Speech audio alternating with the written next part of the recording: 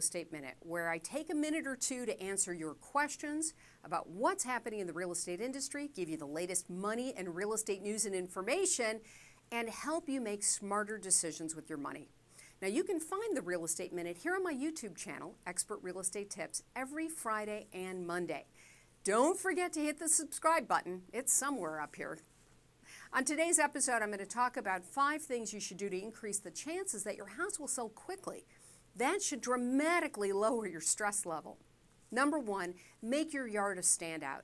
This is such a huge opportunity. The vast majority of today's home buyers start and sometimes end their search for a home online. Homes with yards that pop digitally garner a lot more clicks than yards that are messy or unkempt and have trash strewn about. You want your house to be gorgeous online. Number 2, share the inside info with your neighbors.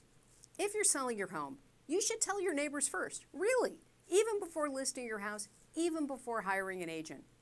Your neighbors presumably like living in your neighborhood, they like having you as a neighbor, and they may just know someone who's looking for a home like yours. Selling by word of mouth is such a huge win-win. You're going to sell more quickly, possibly for more money. You're going to save on the commission, while your neighbor will have a family member or friend living close by. That is such a huge win. Number 3, have your minimum acceptable price in mind. It is so easy to get greedy. Greed is what happens when you say, I'll be okay with X, and then someone offers you X right off the bat. And then you're like, that's not good enough. But if you set a minimum acceptable price and write it down and post it right in front of you, the negotiations at least hit that, assuming you should be happy, right?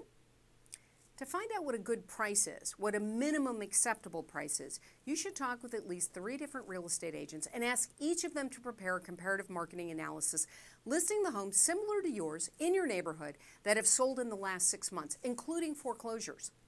Understanding how foreclosures and short sales have impacted the pricing in your neighborhood will absolutely help you understand what kind of minimum price is advisable. Number 4, don't rely on buyer's agents to tell your home's stories.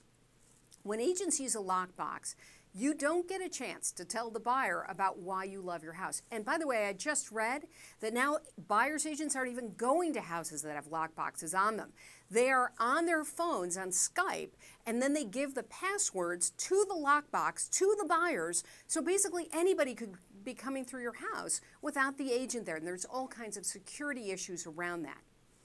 You should create, just in case this does happen, a list of the top features of your property alongside color photos of each feature and attach it to the listing sheet on the kitchen counter. Well, this may not sell your property in and of itself. If your agent won't be over to show the property, and by the way, I absolutely think he or she should, at least you've made an attempt at showcasing your home's greatest strengths. Remember, nobody loves your house as much as you do. You're the one to sell it. And I don't mean for sale by owner, but you're the one who has to point out all the best features. Here's the last thing, and I'm going to go back to greed. Don't get greedy. We're back to this green-eyed monster because it's so easy to get caught up in the emotional tug-of-war of home sale negotiations.